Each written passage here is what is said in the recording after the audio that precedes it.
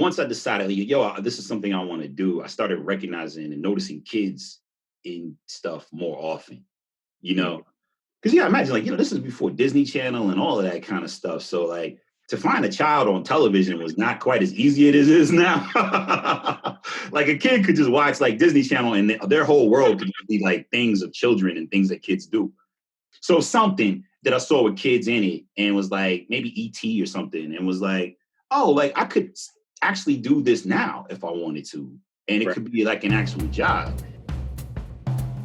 Let's Shoot with Pete Chatmon is a podcast on directing for anybody that's quite simply ever watched anything. Pete converses with a wide range of fellow directors, writers, actors, showrunners, producers, executives, and more on a journey to determine just what makes a good director and why we'll always need stories. The Director is Pete Chatmon's digital studio, built on the pillars of craftsmanship that ensure a unique vision. I'm talking about story, innovation, perspective. Learn more about The Director, and better yet, get your official Director's Chair wear by visiting www.drctr.video. That's drctr.video.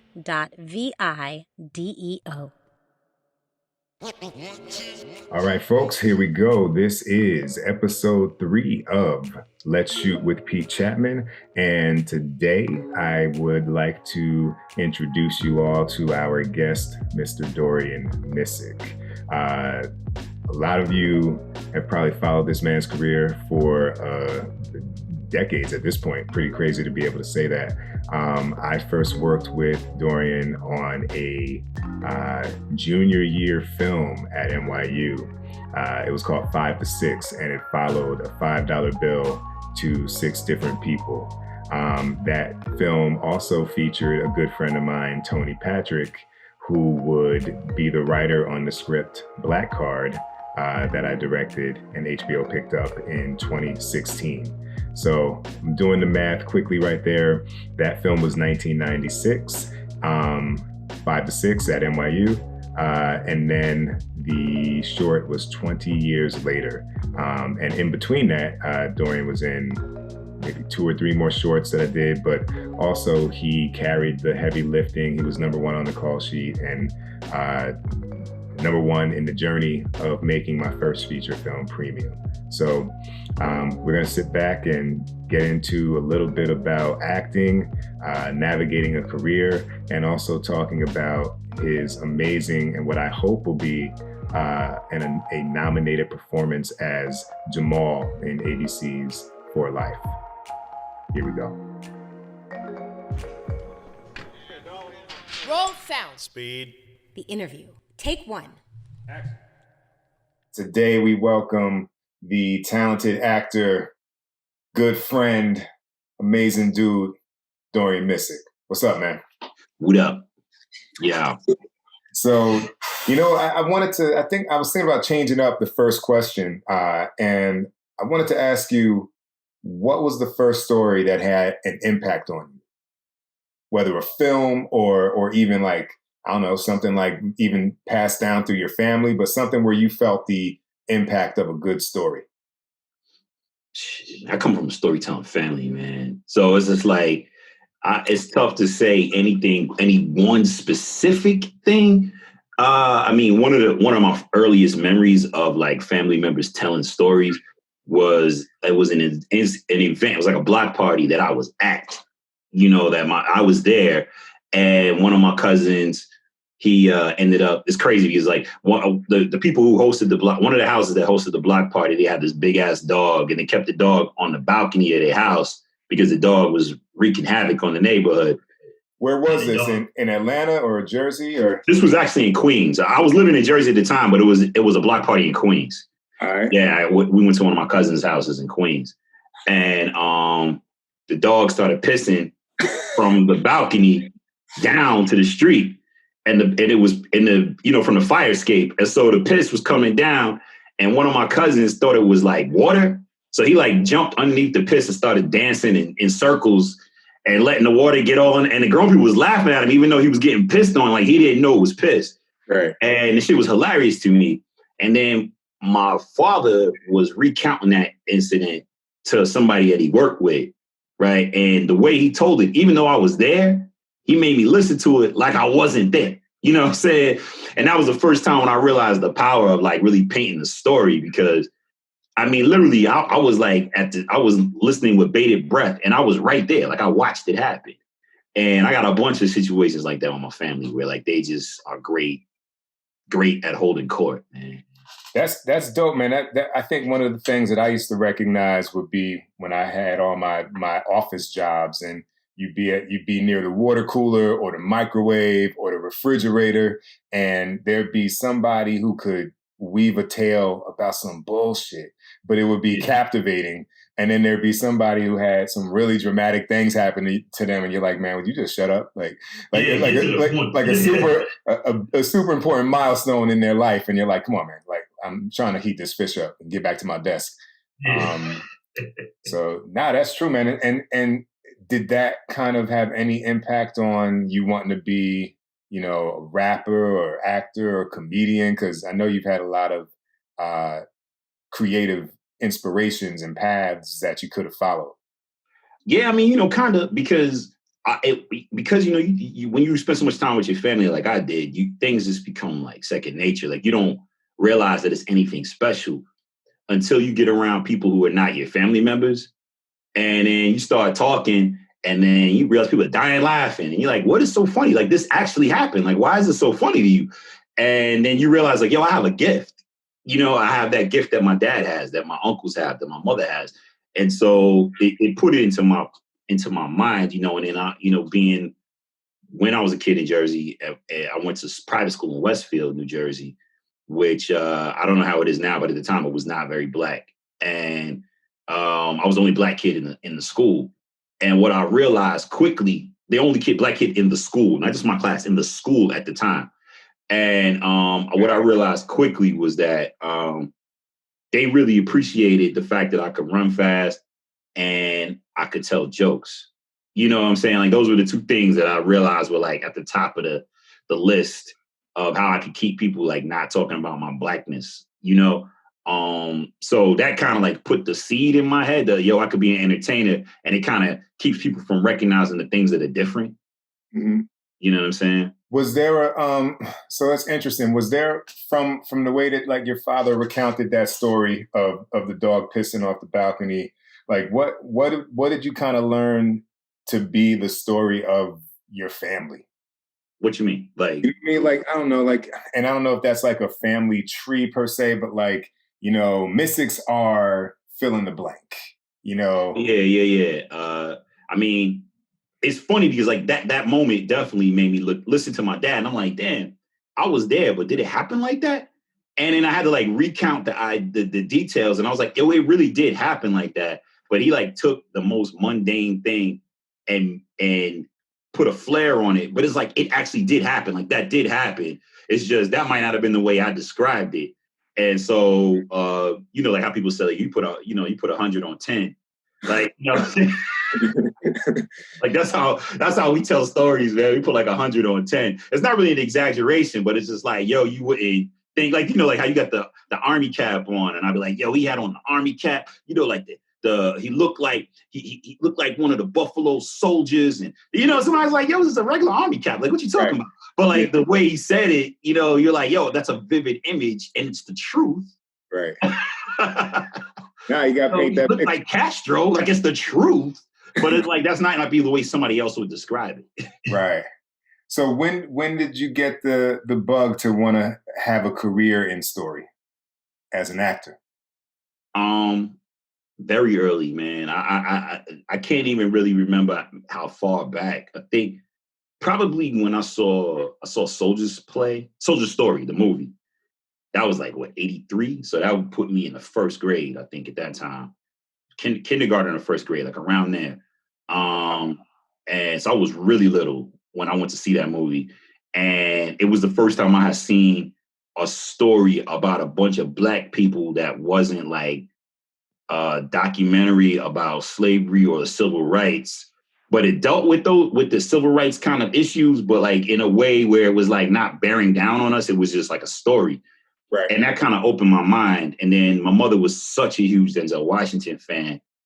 And it was like he was larger than life in my house because of the TV show. What was it? St. Elsewhere. St. Elsewhere, right? Yeah. So that combination was like a double punch because like she had seen him at the NEC do Soldier's Play. I saw Soldier's Story, and I knew my mother was watching St. Elsewhere. I didn't really watch that. I was kind of a kid. That wasn't for me. But I knew she watched it, and I knew that it was a big deal. And so I wanted to have some kind of part in that. You know what I mean? So I think somewhere around there, I decided like, yo, this might be something I can do. But then also it's pretty funny, man. And Eddie Murphy was like another one of my heroes. So I was like, some way or the other, I was going to do that, like be a comedian or something, You couldn't be an 80s baby and not have like your whole decade, like mile marked by an Eddie Murphy movie. You know what I mean? Like, and even I love the ones that some people hate, like Golden Child. That shit was funny as hell to me. I still don't like it. As much as I want to, man.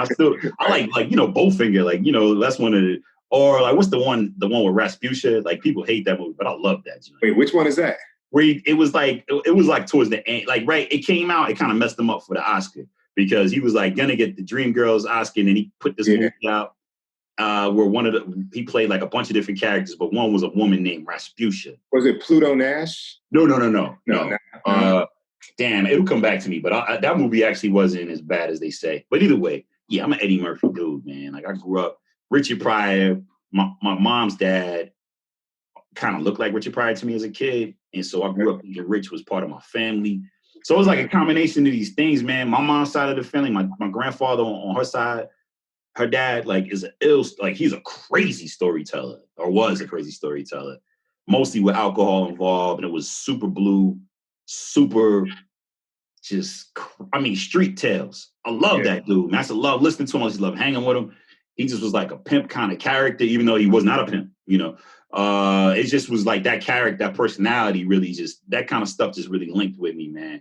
That made me say, like, I want to portray these kind of things somehow, Right. Plus, also, man, growing up, everybody I knew who had a job, they had careers. Like, they didn't just have jobs. So, like, my mother was a nurse, and she really enjoyed what she was doing. My aunt worked for the airlines, and she loved what she was doing. So I was under the impression that to make a living, you find something you love, and then you do that. You know what I'm saying? It didn't occur to me that some people just have jobs. Like, they just make money. So I was like in college before I actually noticed that people did things they didn't want to do for a living. Like 95% of Americans. Yeah, like that completely went over my head, man. I looked at the garbage man. I was like, yo, he digs getting garbage. Right. Electrician, that's what he wants to do. Like, it never occurred to me that, like, yo, this is a job to do something, or is it because I couldn't do something else, or whatever. I never even thought about that. Was that supported by the way that, like, your mom and your dad viewed the world, or was that you just writing your own story about what you saw? Yeah, it's me writing my own story. Yeah. I mean, it really was, because it wasn't like anybody ever said to me. I mean, you get the typical speech that your parents give you, like, yo, you could be anything in the world, just set your mind to it. But it wasn't like nothing like that. Like, it wasn't like my mom woke me up every day and was like, you was special, you was kind. It was none of that. It was literally just, I just learned from example. They like going to their job because they must like it, because they was always talking about it. Like, you know what I'm saying? Like, anytime we sit down at dinner, they talking about something. This person ain't counting. This bitch got on my nerves. Like, it was just like a thing. So you figure, well, shit, that's what you do. That's called adulting. Right. Right. Yeah, it was like, it's what you do. So let's talk about how you got your career going, man. Like, let's go from I know you got your first start, you're a child actor, but let's kind of go from that first job to maybe the big break. Yeah, dang. Yeah, well, like I said, man, I wanted to do it from the time I was little. Once I decided, yo, this is something I want to do, I started recognizing and noticing kids in stuff more often, because imagine, like, this is before Disney Channel and all of that kind of stuff. So, like, to find a child on television was not quite as easy as it is now. Like, a kid could just watch, like, Disney Channel, and their whole world could be like things of children and things that kids do. Right. When I was growing up, it was like we had like Arnold on Stokes, Webster, Ricky Schroeder and it wasn't like a whole lot of images. And so I think when I saw like Goonies or something like that, I was like, yo, no, actually Goonies, I auditioned for that movie. So it must have been something before that. Because Goonies was one of my first auditions as a kid. So something that I saw with kids in it and was like maybe E.T. or something and was like, oh, like I could actually do this now if I wanted to. And it could be like an actual job. So I wanted to do it. And my teacher at the time when I was, I think probably like in fifth grade or so, her son is an actor and he was a child actor. And so I would ask her questions about like how he got into it, but I was kind of a pest to her. And she was like, yo, he listens in class. He's a good kid. He's not bad like you. Like he doesn't talk out of turn and stand up in class. And he doesn't do any of that. So she was like, that's what it takes to be an actor. Like you don't do that. You don't have what it takes. And so I asked if I could go to one of his classes. And she was like, yeah, I'll take you to his class. So I went to an acting class, like to observe, like on a Saturday afternoon. And my mom came. We drove into Manhattan and went to this class. And when we went there, they let me join in on the warm up. Like I couldn't participate in the actual class, but they let me do the warm up. And for the warm up, they was like, yo, do some movements to stretch out and all that. Be a tree. Yeah, like that kind of stuff. Yeah. Shake it out. Like that kind of thing. And then they were like, yo, imitate what each kid is doing. So they would pick out a kid and say, do what Tommy's doing. Do what Susie's doing. And so when it came time to do what I was doing, I started popping and locking. And none of the kids could really do that. So then it just became a thing. And everybody was just watching me breakdance like, yo, this is crazy. What the hell is this? Right. And it turns out there was some people observing our class that were casting directors looking for kids to breakdance in a commercial. So it was just like the timing was just right, yo. So that was a Saturday. I was on the set of my first job by like that Wednesday or Thursday. See? And so then I was like, yo, this is what I'm supposed to do. There's a lot. That's ill, man. I didn't know that story, but there's a lot in that kind of speaks to your career. And full disclosure for people who don't know, I've known this brother since 1996. Yeah. So like, but like, like somebody's always watching. You never know who's in the room, and you always try and show that you're the best. And it's like, and if you always do that and you got talent and vision, it's gonna come together. Not on your first day for everybody, but that's how those are the ingredients of that moment. That's dope. Yeah, it was crazy, man. You just, like you said, man, you just gotta let your light shine, man. You know what I'm saying? Ultimately, that's what it is. It was just, I was too young and naive to be nervous or to even realize that lady was trying to play me. Like I was just too young for that. You know what I'm saying? I just was like, yo, okay, cool. I took it as a challenge. Like a kid telling me like, yo, you can't touch the net. Right. And then you jump and touch it. Like, that's how I looked at it. Like, it wasn't until I got older and started telling that story that people were like, yo, she's a horrible human being. Right. And there was like a couple other things that she did to me as a teacher that was true. She was a horrible human being. But hey, man, out of that horrendousness, some greatness came out of it. Hey, there it is. That's how you grow, man. It was crazy. So did you go to college for acting? I tried to, man. Yeah, I tried to make that attempt, but I was during the college years, I was too poor, man. You know what I mean? Like I didn't have a lot of I didn't prep right. Like, you know what I'm saying? Like a lot of people who, my mother didn't save no money. We didn't have no money to save. Like it was like a lot of things. So when they got time for me to do that, I had to work, man. Like that was just the end of it. Like I did, a little time here and there trying to go to school. But it was just a matter of like, I had to focus on eating. If I had to do it all over again, I just would have took out loans. If I knew how much money I was going to make later on, I just would have broke the bank. But I wasn't ready to bet on myself that much yet. I didn't know. I thought I was going to have like decades of being poor when I really was only poor for about 5 years. That, maybe 4, That's very interesting. That's a nice short window of being poor too, man. When you look at it, yeah. But the problem is I was poor during the shiny suit era, so it was whack. You know what I mean? You broke when everybody in the club buying bottles and throwing it up, and you sitting up here got one, Mai Tai sour or whatever the hell, Midori sour, and you looking like whack. It was whack, man. Bad Boy made it real rough to just be man. You kidding me? 93 to 99, man. Yeah, yo. You was hurting during those years. You wasn't really living, man. You ain't see nothing. So now let me try and I'm gonna make these roads collide. So when I met you, that was that was fall of '96. I was in my intermediate production class of my junior year at NYU, and Janie knew. How did I know? Oh no, Janie Fleming worked in our building. We became friends. Y'all were friends, and she introduced me to you. What were you doing at that point, like in your career?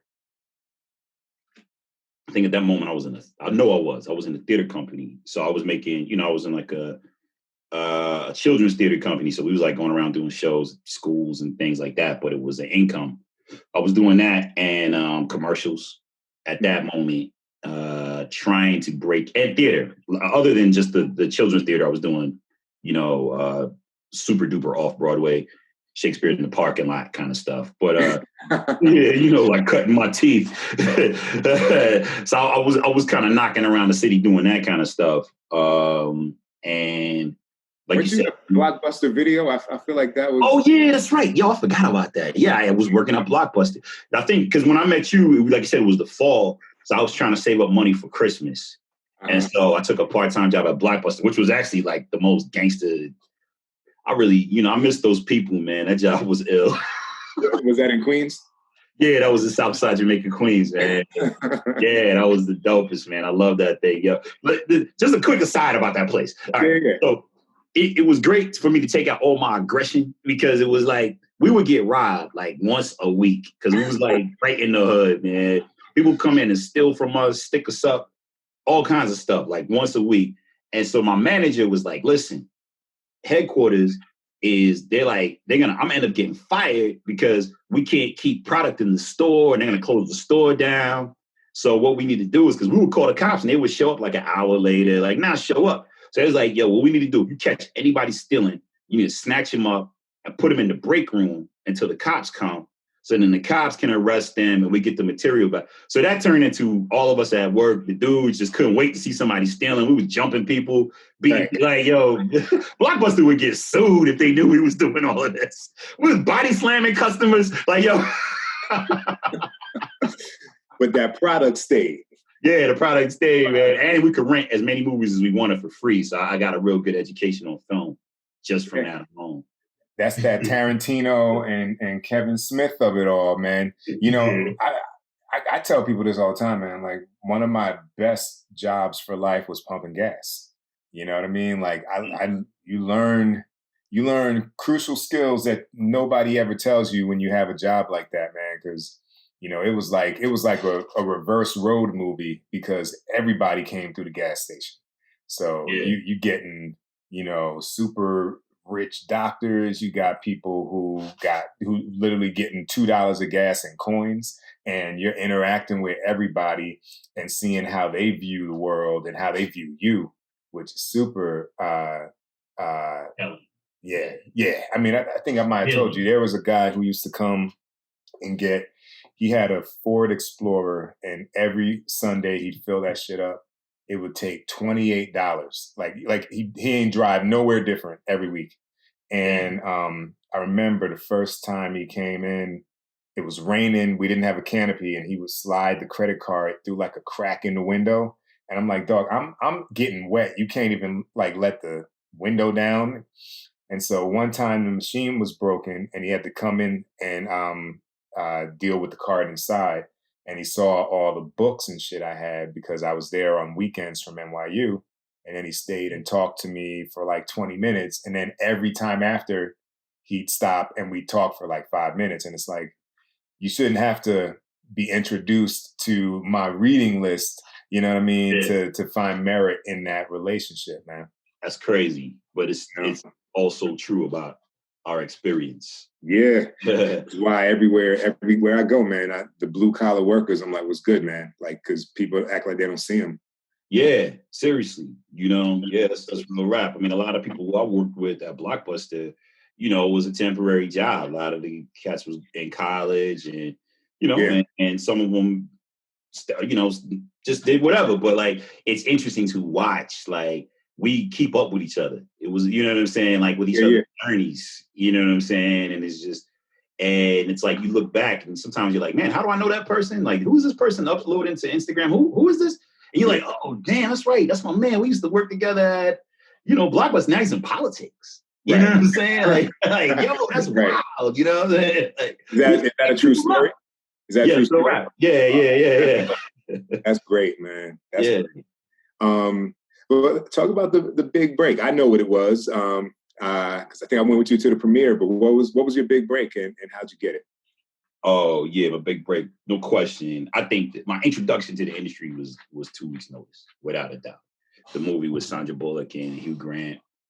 I mean, once again, that's one of them situations where it was like I just showed up because I ended up getting that because I was going to these workshops that you do that they got shut down now, but it was like a thing where you would like basically pay to play. Like you pay to see casting directors, you know what I'm saying? And that was like a way for me to kind of break into the television thing because a lot of these people weren't coming to see plays, at least not the plays I was doing. Because it wasn't like I was doing plays at the public theater. I'm doing them at, Joe Schmo Theater, and nobody really was trying to come out there. So this was how I was getting to meet people. So I met the casting director through one of those workshops. Wait, can I hop in? Who's telling you to do this? Is this just like you having like a kind of a hustler's mind spirit about like making sure you're coming from every angle, or like was there a handbook for this kind of ingenuity? Nah, man, I was a hustler. That's it. Okay. Like that was, and that's how Al Thompson, of course. Me and Al, that was our connecting point, was that we were both about like that hustle. Michael K. Williams. Like that was like my hustling crew in the beginning. Like we would give each other information and stuff like that, like how to make these moves. But it was really just me bumping and figuring out things. I mean, I knew what I liked. I knew I liked being on stage, and I knew I needed to eat. So that's where the commercials came in. I didn't necessarily like doing them, but they paid really well. So at that time, so I knew to kind of do that. But then I just had to figure out how can I get seen by the people who I needed to be seen, because I knew my product was good. I was like, how can I get it in front of the right buyers, And so the workshop was just the thing. And, people were saying like, look, it's a waste of money. And listen, I pissed in the ocean. I spent a lot of money meeting people who probably just showed up to get money and leave. But the one job that I did do paid for all of those things and then some. And the thing is, I got commercials out of those workshops. So those things more than paid for themselves. Like, so I kind of stand by that, but I understand why some people think it's a waste. But the difference, though, is, and then we'll get back to 2 Weeks Notice, but the difference is like what you're bringing to this like whack scenario, right? You know what I mean? Yeah. Because like, even for me, like I've done a variety of like programs or like workshops, and it's like, okay, I can look here and say like, well, 99% of the people that have ever gone through these have never actually achieved the target that's being sold. But I'm looking at that and saying, they're not me. You know what I mean? And like, how are they? And I don't know what they're doing, but I just want to get in the room, because if I can get in the room, then at least I have an opportunity to miss the shot. Serious. And my thing was, I ain't missing no shots. Exactly. That's how I looked at it. I was just like, yo, only thing separate me from that dude is, the right agent or the right, you know what I'm saying? Like, I was just like, my thinking at that time was just like, yo, all you gotta do is see me and you'll know you need to rock with me. I didn't think twice about it. It never occurred to me, like, am I good enough? Which is probably like good that I didn't think about that. Like, I didn't think like, I'm only here because I'm not good enough. I was like, I'm only here because y'all don't have opportunity to see how good I am. And so I was like, yo, whatever it takes, let me just get there and let me just do it. And then when you see me, you're not gonna deny me.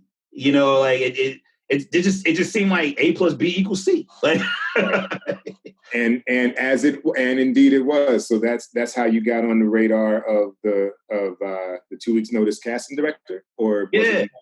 Okay. Yeah, I met her at a workshop. Matter of fact, not even the casting director. It was like her associate, like, you know what I'm saying, who I met at the workshop. I met Janice Wild, and she's Eileen Starger's. She was Eileen Starger's associate. Now she's probably her partner.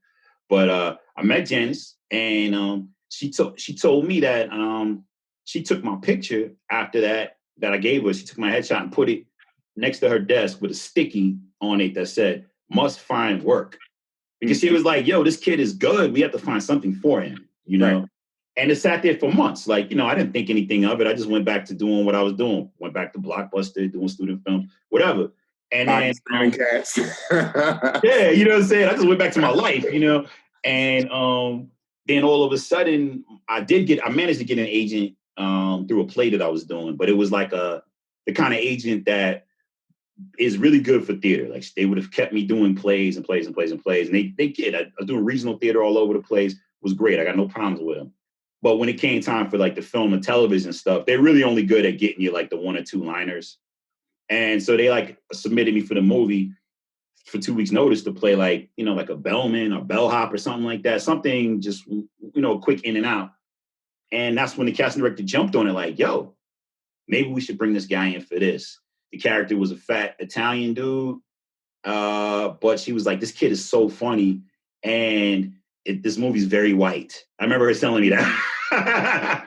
And she literally said that to me. It's very white. And so they needed to do something. And so, you know, they brought me in, and I did like maybe 7 or 8 auditions. And like 3 of them were with Hugh Grant. And then ended up getting the part. And then that was it. Like, then I was in the game, you know, then like ICM signed me. Like, you know, like it was like all the real stuff that's supposed to happen happened then, you know, like once that happened, it was like, I'm in the door. I got a publicist. I became the guy you know now. Like, So I never really asked you this specifically along the journey, but like, was the transition from films to TV as difficult as getting that first film? Or like, you know, what was different about it?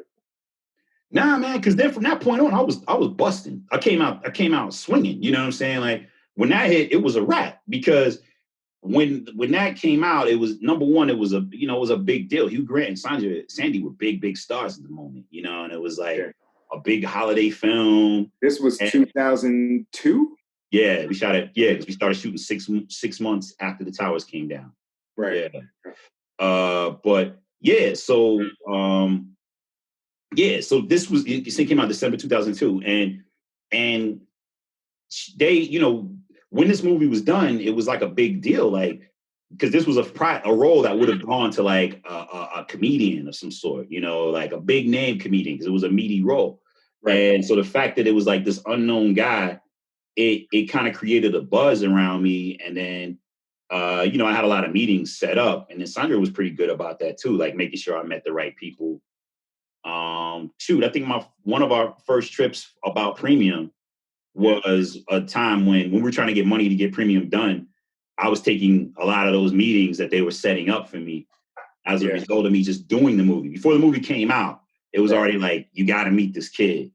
Right. And so, you know, I kind of felt like the toast of the town. You know, it was easy. And then that led to like me getting a development deal at ABC, a talent development deal, which, you know, got me into the TV world, you know. So I think this feels like a good time to transition to just kind of getting your perspective on working with the director. Now, for those who haven't seen it, we've done, well, I can tell you, which I know most of y'all haven't seen. Y'all probably haven't seen 3D, probably never will. You were at Sundance 2001. 2001, yeah. That was my NYU thesis that was at Sundance in 2001, that starred Dorian and Kerry Washington and Al Thompson and Charles Parnell. But the thing that people may have seen would be Premium, which we shot in 2005 after spending 6 years raising the money. And then it came out in 2007. As far as the realities of kind of being number one on the call sheet, you know, and for the actors out there too, like what are the main differences for you in in being the kind of protagonist of the movie versus maybe a show or film where you're in a supporting fashion?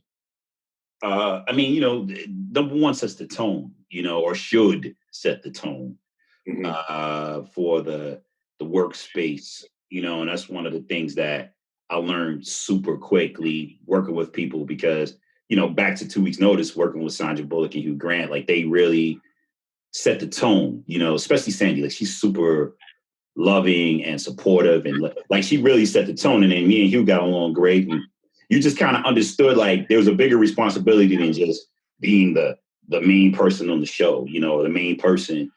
And I realized I like that responsibility, man, because you feel like people show up based on the kind of actor that is in the number one position, So if you get somebody who's about their business, you're gonna get other actors that come on board like that, and they kind of know, they kind of know what game you're playing. They kind of know what story you're trying to tell, and so I want to make sure that whenever I'm number one, whenever those opportunities arise, I set the tone of professionalism and all that. And so when it came time for us to do premium, because we had worked so diligently in raising money, like this is pre crowdfunding. Our crowdfunding was we had to go to a crowd and ask for funding. Like, it was not going on the internet. Like we was like hosting dinner parties and going to people's houses, and man, we was doing all kinds of things, man. Like, woo, it was great.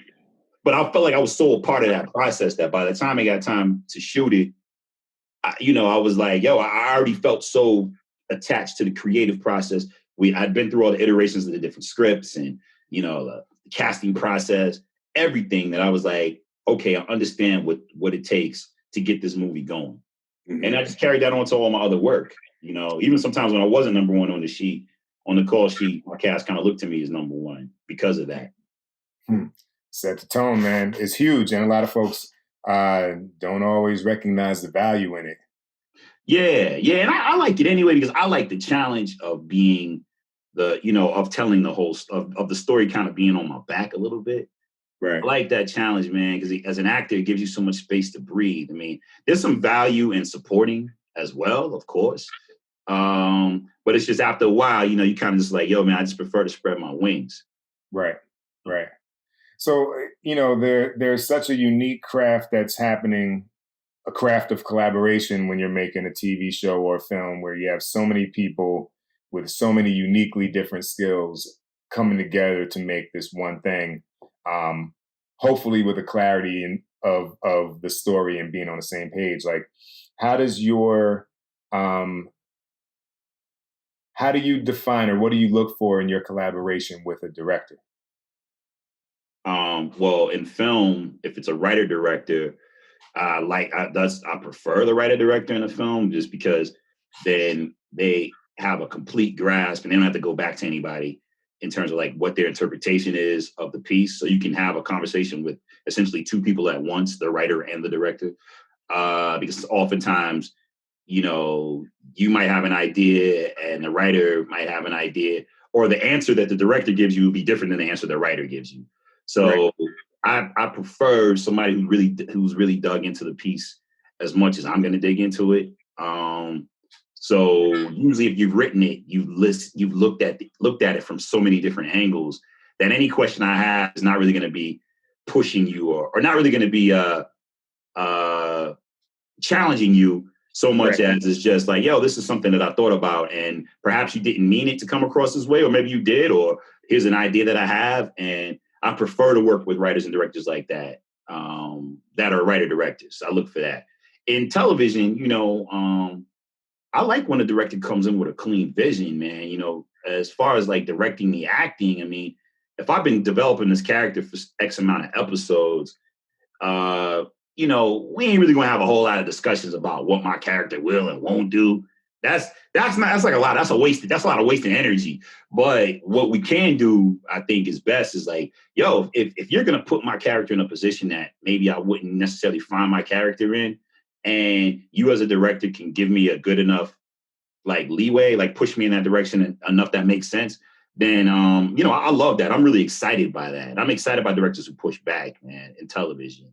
Right. When it's not ego related, man. TV creates a lot of egos because there's so much quick money in it, man. So you have so many of these directors, writers, actors that they get put on these lists, and the people who make these things, they make it on such a quick pace. They just use the same people over and over again, and no one ever checks the temperature to see if they're still good at what they do or if they were ever good at what they do. And so sometimes you find that in television a lot, man, where you're just dealing with egos, like, actors got questions about the script, and it's really just they don't want you to shoot them from that side, or they don't want to, they feeling fat today, so they don't want to. So that kind of stuff really gets in the way in the television process. Sometimes film, but it gets in the way in TV a lot. I find that a lot in television. And then when you get these directors who come in and they trying to prove, they ain't really shooting the show that you're doing. They shooting the show that they want to do because they thinking about the pilot they want to pitch and how they can use this to pitch their pilot. So you're dealing with a lot of different elements that are all ego-based. And so I prefer it when in television, when you're in a situation that the material brings humble people to the table, man. And that's what I find. Like, if you find something that's really good, the material that's really dope, you find that people show up because they want to work on that material, not because it's a stop in the journey, but this is like a seminal stop in a seminal moment in the journey. I prefer that. Right. Yeah. I mean, if I've been fortunate enough, man, I've yet to, and I don't intend to do a show that I don't like. You know what I mean? Like, even if I might come to this show newly because they reached out to me because of another show that I did. But somehow if you keep it in the right pocket, they're responding to something you did in another show that has something they're looking for in their show. So then you just keep having this kind of feedback loop of using your skills to, do shit that people want to see. Hey, this is Issa Rae, and you're listening to Let's Shoot with Pete Chatmon. How to Succeed as a Creative Professional is Pete Chatmon's upcoming book about his journey as a director. What started in 1993 has been a marathon full of persistence and creative pivots, transitioning from indie filmmaker to teaching at NYU's acclaimed film school, to running a production company, to directing television and commercials, and ultimately eyeing a return to the feature films that gave him his start. A mixture of how-to, self-help, and inspiration, this book will be for any person eyeing a successful career in a creative art. How to Succeed as a Creative Professional is coming soon. Let's talk about For Life, man, because that was, man, that whole storyline for Jamal unfolded over quarantine, which I wonder how that universal global experience of like quarantine had an effect on people digesting episodes of your show. You know what I mean? Like, were people looking forward to it more? And so then when your episodes came and hit weekly, there was like more investment.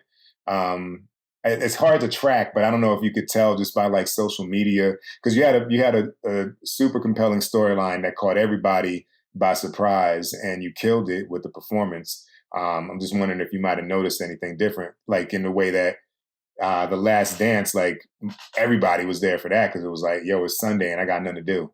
Right. You know what? I don't know if that really had much effect, simply because, I mean, that's tough. It's tough material. And during tough times, a lot of times people don't flock to tough material. I think if anything, there was a lot of talk about it because the people who watch the show are avid watchers. Like, they are fans of the show.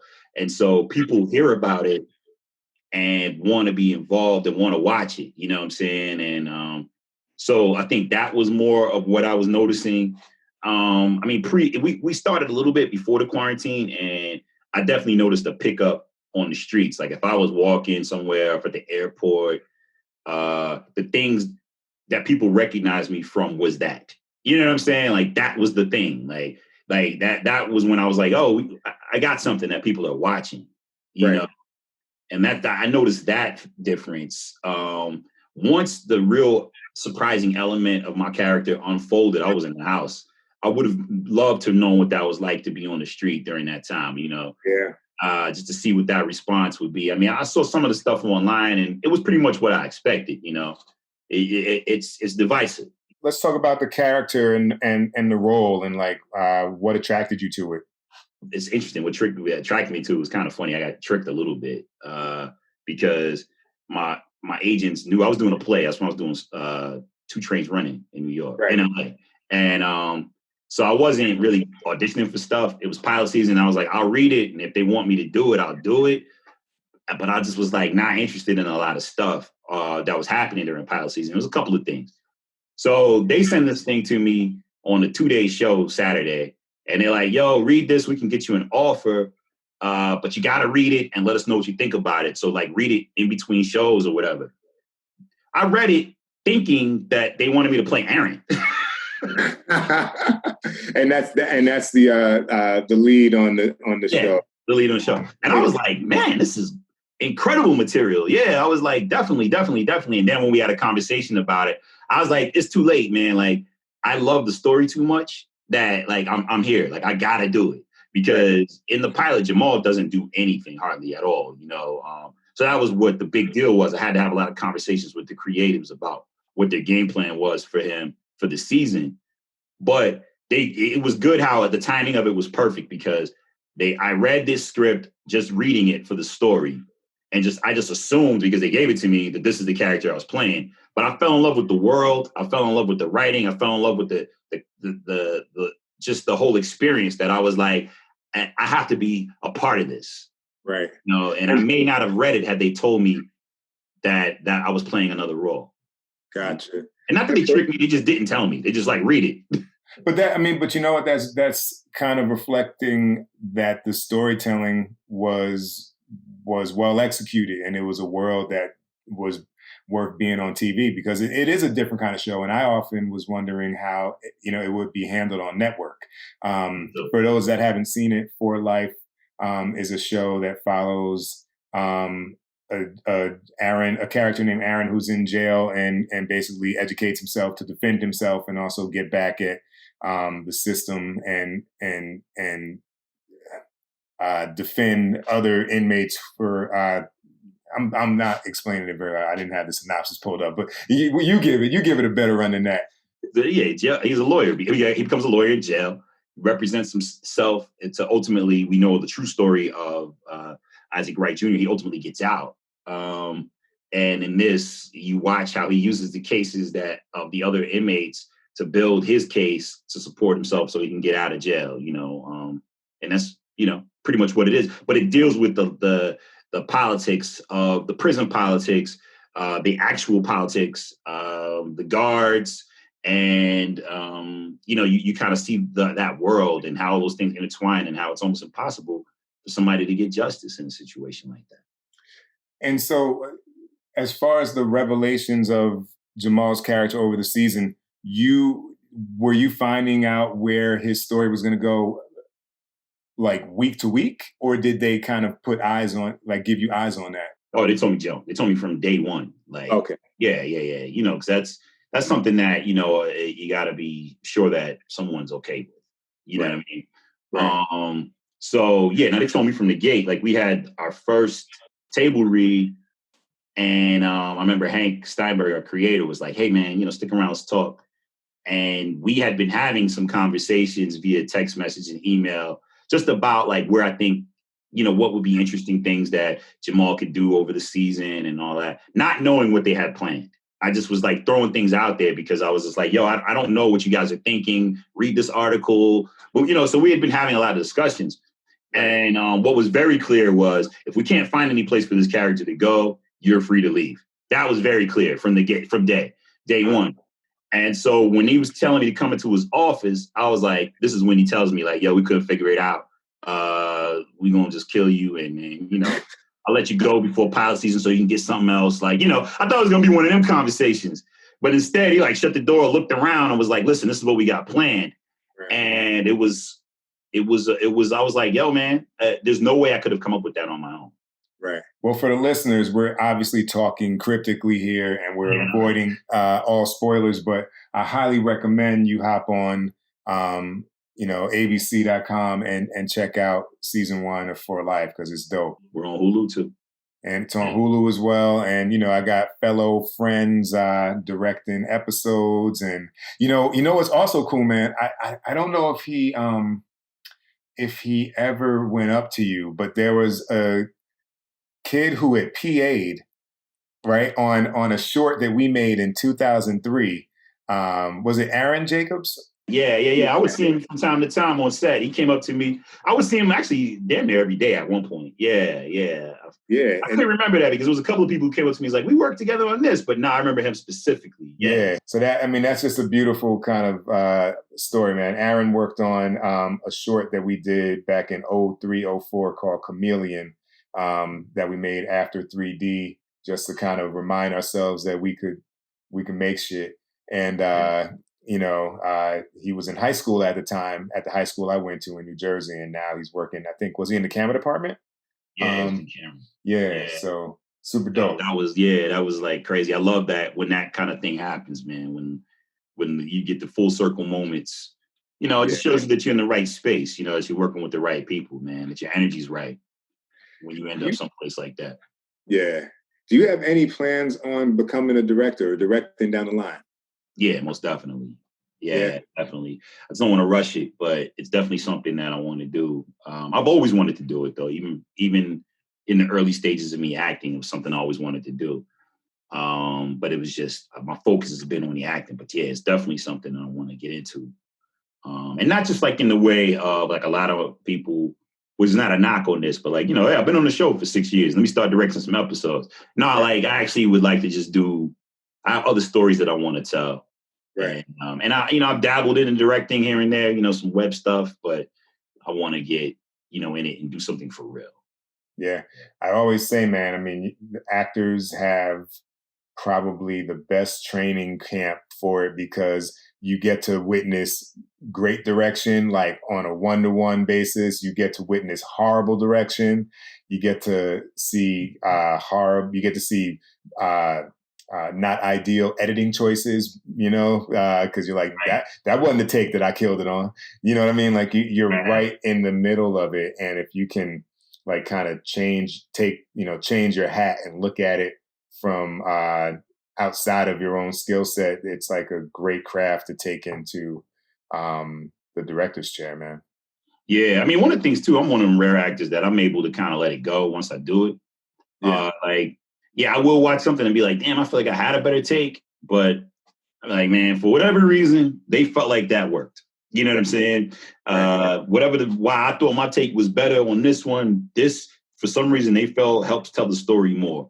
Every now and again, I will shoot an email and be like, yo, man, that rough cut. I ain't gonna lie. Like, yeah. There was one scene that they could have maybe done. And, and our team is really good about listening to that kind of stuff. Right. Because I never do it, though. Like, I might have done it like once all season. But I know people who do it a lot. Right. But I don't get caught up in all of that. But it's because I'd rather just sit back and let the process take place. And I like the fact that it's a team sport. And I like to see what the other members of the team are going to do with what you give them, Right. It's like passing somebody a no-look pass. Like, are you going to take a jumper? Are you going to go up for a dunk? Like, I'm excited to see what you're going to do with it. My job is just to pass you the ball. Now you got it. Yeah. You know what I'm saying? So for me to pass you the ball, then be like, yo, take the jumper. Now come over here. It's just too much. I might as well just do it myself, Right. Yeah, there's a time and a place for hero ball. Right. Yeah, there's definitely a time for it. Yeah. There's definitely a time for it. And that's when you find yourself on those teams that can't do it. Right. But it's just like the beautiful thing about what we do is you can generally tell what you're going to get into based on the script. From an actor's perspective, you're pretty safe, man. You read something and you read some material. And I mean, you could guess where this is going based on what you're reading, man. You know where you're going with it. What's the difference? And I don't want to indict anybody, and I'm not gonna. We don't have to. Don't call out no names. I kind of feel like you're going somewhere with it. I don't call out no names. and it doesn't. Whatever your answer is, everybody just know it doesn't necessarily apply to For Life. It's just. But like, what's the difference as an actor, episode to episode, when you're like, one episode you could have director A and it's not great. And then the next episode you have director B and the shit's awesome. Like, and there's a lot of factors there, but like, what are the primary differences that are occurring between those two hands on the steering wheel? The biggest thing I've noticed, and the beautiful thing about the shows that I've been a regular on, they've been things with the material that I think directors come to because of the material. But when I've like done like little stints on things, like, you know, maybe a 3-episode arc here or an episode, I've noticed that like they're probably here kind of for the same reason why I'm here. Like, I'm like, yo, you know, I might be doing an episode of this show, but it's because I'm doing this movie and I'm not making no money on this movie. So this is paying for the movie. I'm gonna be real with you. But because my face is gonna be on screen, I put just as much energy into the work that maybe I wouldn't do if I didn't need to do it. Whereas I think a lot of times you have these directors who show up who are like, yo, it's just a job. You know what I'm saying? There's no passion. So that's the biggest thing that I notice is when somebody shows up with no passion, like they don't care, that is the biggest. I'm so annoyed by people like that, man. That's with anything. And even if we're playing pickup ball, and we can come back to the basketball reference, but if I'm playing pickup ball, I'm like, yo, man, like, why put your sneakers on if you just coming to be on, like, go play with the kids, man. Get out of here. You know what I'm saying? Like, we balling over here. Yeah, nobody's getting no trophies and nothing like that. But if we showing up, we playing hard. And if you're gonna play with us, play hard. If you're not gonna play with us, go over there to the kids, man, and play horse or something, man. You're like, yo, get out of here. You know, so that's the biggest issue that I have with television when it's directed to director.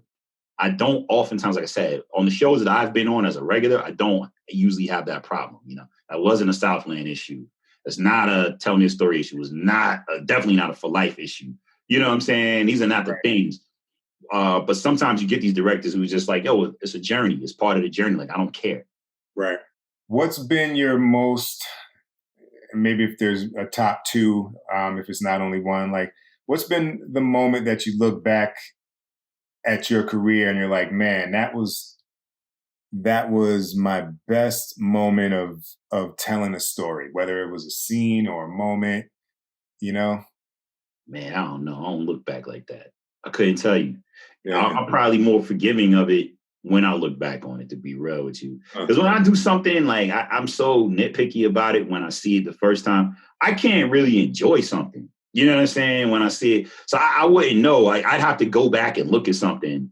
And so I can't necessarily say, I mean, like, I can think of the experiences, you know, like the experience we had on Premium to me was like, it really set the pace, the tone for like what I wanted, what I expected on set, you know. Like there was some great moments that Zoe and I had that really built a relationship that carried over to my show, which is why I asked her to come over and be on the show with me because we really vibe. But like, and watching Hill have a lot of fun. Like there was moments there where I was like, yo, it really set the pace and the tone for what I expected moving forward. Right. So I probably look on that experience with the most nostalgia. But I have not seen that movie in years, yo. I have not like actually tried to watch it, but I haven't tried to watch anything I've done in years. Yeah. You know what I'm saying? It's like once I watch it, I let it go. When I look back fondly at moments, I'm like, you know, it tends to be like a moment that was where all team members were like in concert. So sometimes it's like, and oftentimes that's like a long kind of complicated moving take of something where it's like the actors are killing it. The DP is killing it. The production design is killing it, you know, and then you get there and Eric Lewis does his piano and he's killing it. And then like, there's just this little sequence where you're like, yeah, that's like a symphony of like all the things that, that I was looking to accomplish. But then on the flip, there's little moments like even in Premium, one of my favorite moments is when you look in the mirror, I hate yourself sometimes, and we end Act 1. Like that's some basic shit, but it's kind of like unexpected moment. Yeah. Because there's stuff that's written in the script that you're like, this is gonna be the moment. Right. And then that's why I love when that happens, when it's like, well, this scene is obviously like, you got to gear up. I got my big crying scene. And then there'll be like a scene where it's like you're in the mirror and then something just happens. Yeah. And then you're like, oh, but that was dope. And I had no idea that was going to happen. And the only way that can happen is if everybody's quiet, if everybody doing what they're supposed to do. That's the only way it can happen. But to your point, another thing that I was thinking is, I think that when I look back on my best storytelling, and it's probably because theater allows this, the nostalgia of theater makes me think that this is the best I've ever been, because there's no proof. I can't go back and pick it apart later on. Like, I have no idea, because that moment that you were describing about, like, when Elu was on the piano and you get to see all the magic happen, that technically for me, when you're doing a play, is like the first run through with like the tech run through, like after you've gotten all the lighting and you got the costumes together and the sound, and you really get a feel for like what this production is. That is like always my favorite, most magical moment. But if I'm perfectly honest with myself, I can guarantee you that's probably our worst performance. You know what I'm saying? Like, it probably is, which is why no one's ever there to see it. You know what I'm saying?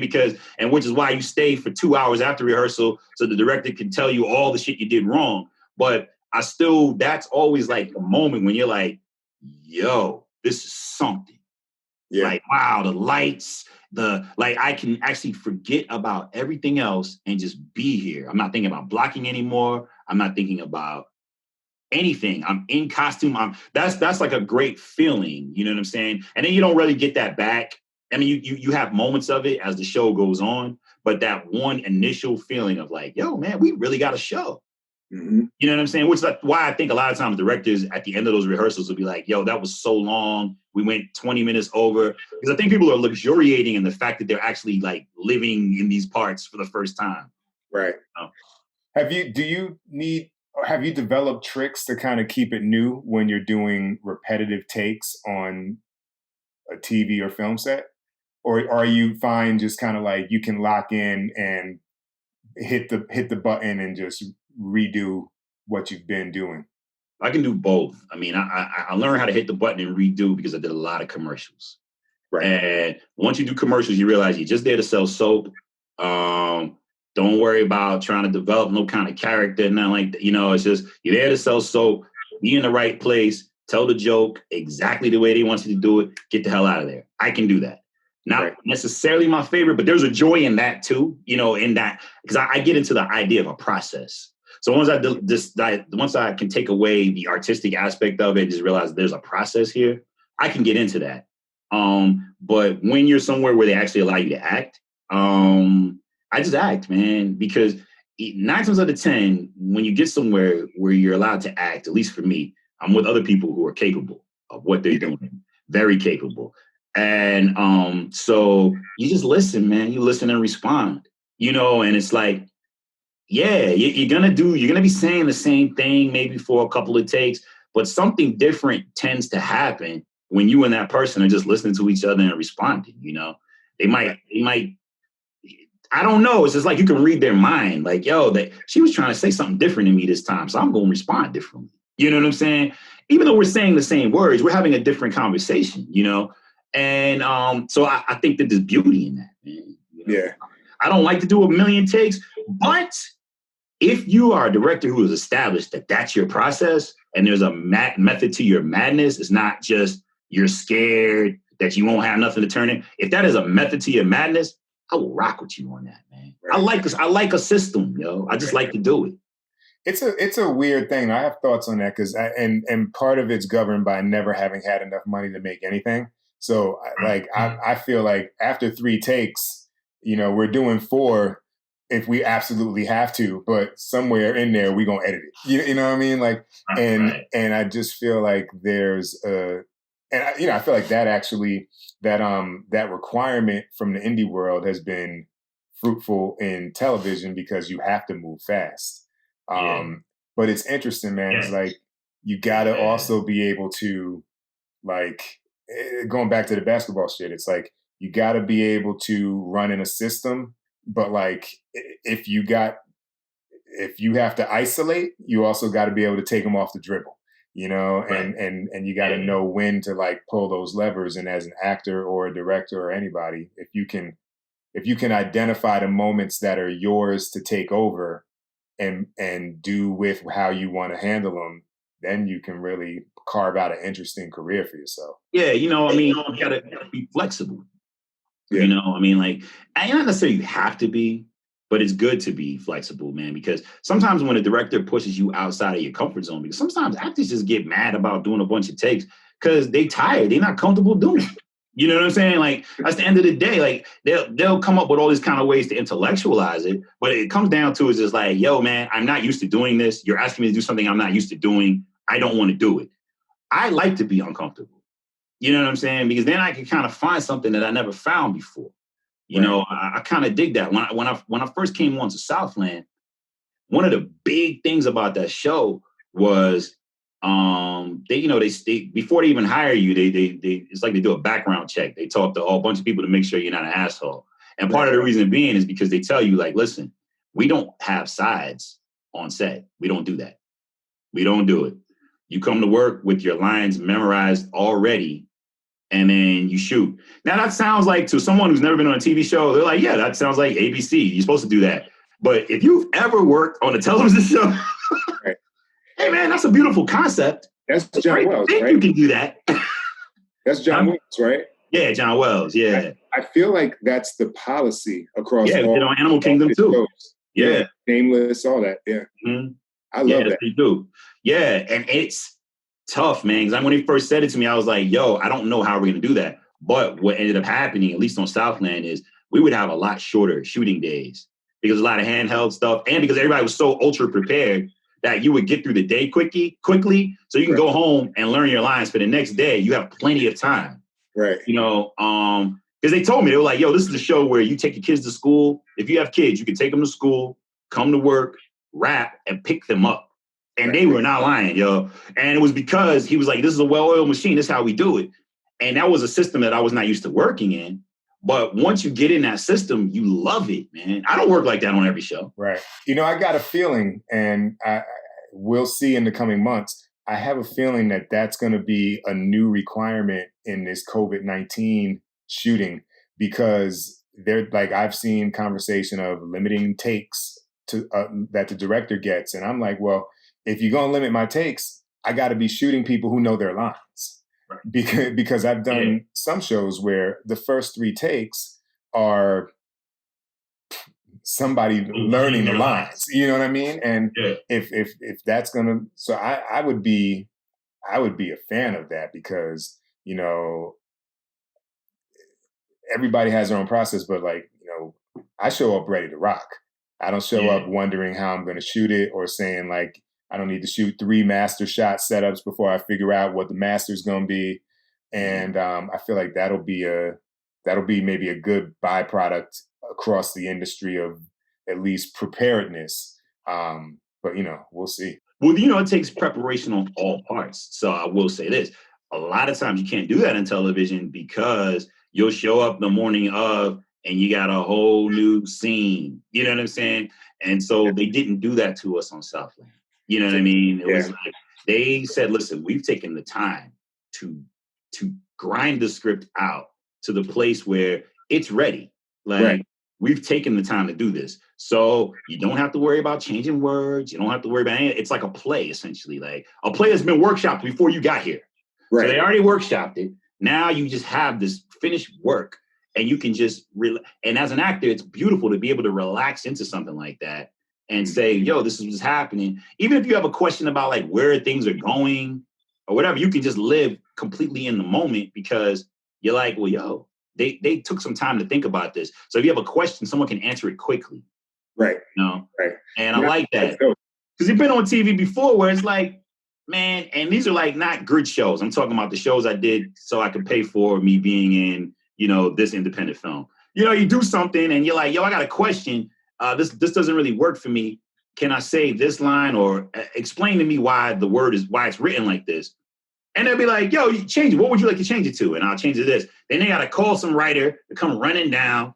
And then they say, well, what would you like to say? I'd like to say this. And then this writer will be like, okay, no, how about say, and you see them thinking about it. Right. Say this. Right. Oh, motherfucker, but why that shit better than what I got to say? Since we just coming up with shit. Right. You know what I'm saying? Like, why your shit so fly, mine ain't? Like, I don't understand it. Like, just because you sat here and said, say this, like, nah. Right. So then you start being like, man, don't nobody care about this shit. You know what I'm saying? Man, I got stories on that stuff too, man. You know, it's amazing how much well, you know what it is? It comes down to control.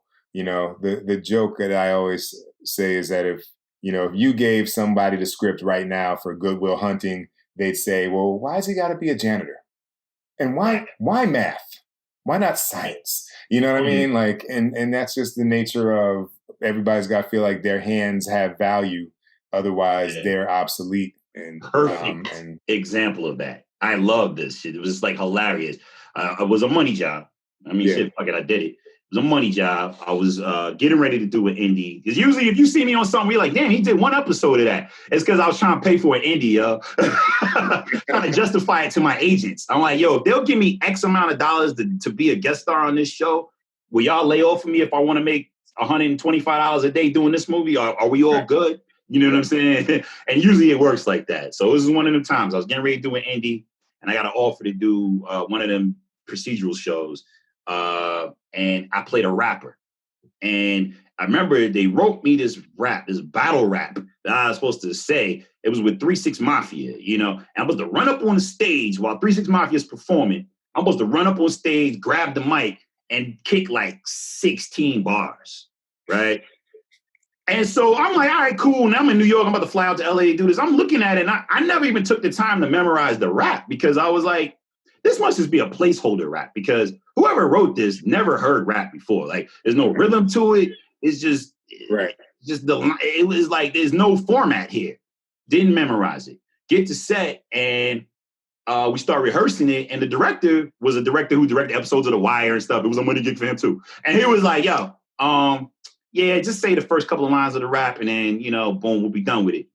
So the writer comes on my trailer and was like, yo, man, you got to learn, you got to do the rap, and blah, blah, blah. And the writer looked like, like how Wu-Tang Clan said, who's your A&R, a mountain climber who plays the electric guitar. This is the dude who wrote this rap. Right. So I was like, all right, man, all right, I'm not going to be an asshole. It's not my show. So let me learn it. So I learn it. I get to set. We get ready to shoot it. Do the first take. As soon as I start doing the rap and blah, blah, blah, one of the dudes from 3 6 Mafia is like, hold on. Cut. He finna say all that? Man, hell no. As soon as he came up here and started talking, we'd jump his ass, right? Right. Boom, guess what? They took out the rap. I come on stage, I grab the mic, I say, yo, and they just jump me, right? Because that's how it would really go. But this guy needed to have so much control, he could not wait. Because literally, I was like, yo, where'd you get this rap from? He was like, man, I was watching YouTube battles and blah, blah, blah. And I'm thinking to myself, all right, man. You know what? I only got a couple more questions. And that's a great example that loops me back to a thought I had in the beginning.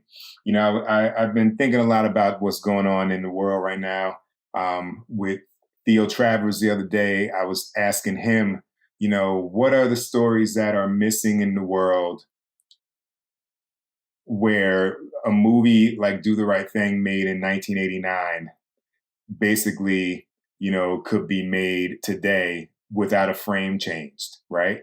What hasn't been told in those, 30 years, 31 years, that Hollywood needs to be taking part in getting out there more widely. Like what, just like what you just mentioned, like there's stories that aren't being told that are making folks think that they have the agency and the authority over a world that they have no real understanding of. Like if a soldier told you, yo, that's not what happens in war. And they're like, whatever, just get in the tank and do it like that. Cause I wrote it like that. Like what stories do you think Hollywood should be considering? Stories, there's so many of them. I just think it's more the storytellers is what I think is like, they have to take the grips off of, and we're seeing it, man. I think that being a part of having come into the game when we came into the game and like still being young enough to bear the fruits and enjoy the fruits of what the game is now is like a great film. I love being considered like, somewhat of an OG in a period of time where now we're starting to see them, more people tell stories. You know what I'm saying? Like, we need more people who are in charge of telling stories, who have the agency. You know what I'm saying? I need somebody from Chicago writing the shop. You know what I'm saying? I need somebody from there doing that. You know what I mean? I need that to happen. I need somebody young or a millennial writing or being on the writing squad for Euphoria. Like, you understand what I'm saying? Like, that's not something a bunch of old white guys can sit back and write, man.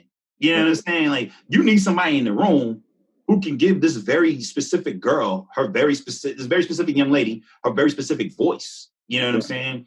And so when I say that I don't know what stories, that's what excites me, is that as long as the people who are telling the stories have a real grip on it, it's not like, yo, this is something cool.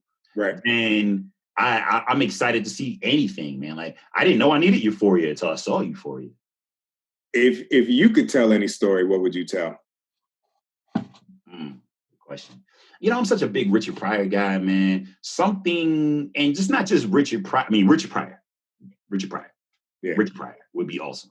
But it just that the story about the complexity of how, like, so many of these comedians are like just pained and tragic people. You know what I'm saying? And to be a comedian at that time, when you're carrying the brunt of just the having to be entertaining and be funny, but then also wanting to say something politically, but in your own way. You know what I'm saying? And so, like, having to carry that message, and then all those demons that come along with it, you fighting all the demons that came on board before politics were even a part of your life. You were born into a whorehouse. Like these kind of things. I'd love to tell a story about something as complex and as incredible and unexpected as Richard Pryor. It was just interesting because it loops back to kind of how you were introduced to story to begin with, finding that comedic insight, that nuanced take on the mundane or on the painful. Right. Yeah. Yeah, that's the thing, man. And that's the one beautiful thing about Richard. And I like to infuse into my work too. I steal this from Redman too. It's funny. Redman has an influence on me like that too, is that they find comedy in some of the most, like, not funny situations. Like, like when he had that whole sketch where the bus was getting stuck up.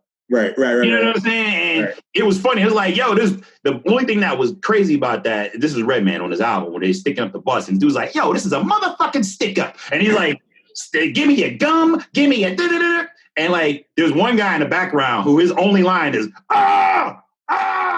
It's like, yo, that's really how you would respond if a motherfucker got on there. But it was like one of the most hilarious sketches. And that was the way in which his comedy, in which his rhymes were. It was like, he could talk about poverty or whatever, and it still be really funny and real. And what we oftentimes don't realize is, like, even in the most tragic moments, we can find comedy. Like, right now we're going through, we're seeing protest after protest daily. And somebody, it might have been you, sent me this video of in Atlanta where they were protesting, and it was just a dude standing on the front line just snapping on the cops. Like, oh man, look at you, they gave you the little shield. And it was just like, he was just joning on them, right? And it was just, here it is, and the cop wasn't mad. Like, the cop was kind of laughing too. And here it is like, in the middle of all this chaos, he finds comedy. Because it is funny. Like, why they get that dude the little shield? Like, they feel like he need to be protected a little less. Like, like it was just funny to me, like, and it was just like, that's the thing that I love about art, is like, you're able to take tragedy and maybe sprinkle in something, and it makes it just that much realer. It's not that you're making light of the situation. It just makes it that much realer. You know what I'm saying? And I love to be able to explore that dichotomy in storytelling, man. And you get the defenses down so people will hear it. Right. But it takes somebody who knows how to do that to do it. You know what I'm saying? Like, if I'm writing about, being a soldier, a German soldier or something like that, I don't know nothing about that. So I might not know the things that maybe find levity in that situation. I may just know it from a very a voyeuristic perspective of, like, what I've studied. Like, I could have read a lot, interviewed a lot of people, but I maybe don't know it inherently, And so I would have to talk to someone or have somebody in the room who knows that kind of thing inherently, or is a little closer to the situation, because I ain't gonna be too mean, but somebody a little closer to the situation. And now that the rooms are opening up, these writers' rooms, and these there's so many different avenues for people to tell stories, we're getting people with these diverse voices and experiences. We're able to tell us things. I didn't know I needed Pose until I saw Pose. If you try to pitch pose to me and say, hey man, sit down and watch this, I'd probably be like, yeah, I'm gonna get to it. You know what I'm saying? Like, I'm gonna get to it. But then now I'm like, yo, I love that show. Ain't got nothing to do with my life. Ain't got nothing to do with my experience, or at least so I didn't think until I watched it and realized how much it really did. You know? And it's like, that's dope to me, man. Like that to have that experience and have somebody who really knows that world tell that story. Right. And then bring me in who I don't know nothing about that world. You know, I love that. You know what I'm saying? Justin Lin did that with Better Luck Tomorrow. Right. So it's just like, I love those experiences. I'm looking forward to those opportunities more. Any parting words you would want to share with the audience about storytelling or the industry, or why we'll always need stories, or anything at all, man, before we part here? Yeah, man. The same advice I give to any actor is the same advice I give to any creative. You live or die on your own choices, man. At the end of the day, you live or die on your own choices. So if you're gonna dance, you might as well do the dance you do best, man. Bring your story to the table, man. Whatever, every last one of us is unique because we've had unique experiences. It may not be tragic, it may not be whatever, but it's just unique. And it's like, find your unique voice and don't hide it. Like, bring it to the table like that. Because at the end of the day, when the smoke clears, the people who are celebrated are the people who stood out, not the people who just got along, you know? And so it's like, yeah, you know, I could work my hardest to be in the middle, or I could just do something on the outskirts and then, you know, let's see if you notice. All right, folks. That's Dorian Missick. In a nutshell. I'd like to thank everybody for tuning in to episode 3 of Let's Shoot with Pete Chatmon. I invite you to hit us up at the mailbag with any questions or suggestions or tips or, ideas for topics to cover. We are listening, and we will do our best to incorporate what you are looking to maybe learn more about into the interviews that we do with the folks that are so kind enough to join us. Thank you to everybody for supporting, getting that director's chair wear on the director.video website. That's drctr.video. I'd be remiss if I didn't thank the team that helps make this podcast possible. That is the homie Tristan Nash and the homie Jada George, just on the production and the organization and administration part of this deal. And again, thank Dorian for joining us. And this week I'll do the lyrics to live by, but I'm going to pull from a poem that comes from Jonathan Gottschall, the storytelling animal. And that quote is, "We are, as a species, addicted to story. Even when the body goes to sleep, the mind stays up all night telling itself stories." So I think that just kind of speaks to the importance of what we do as storytellers and the power of that entertainment. Stay tuned for episode 4, which will be someone very familiar to Mr. Dorian Missick. So, as always, stay safe and spread love.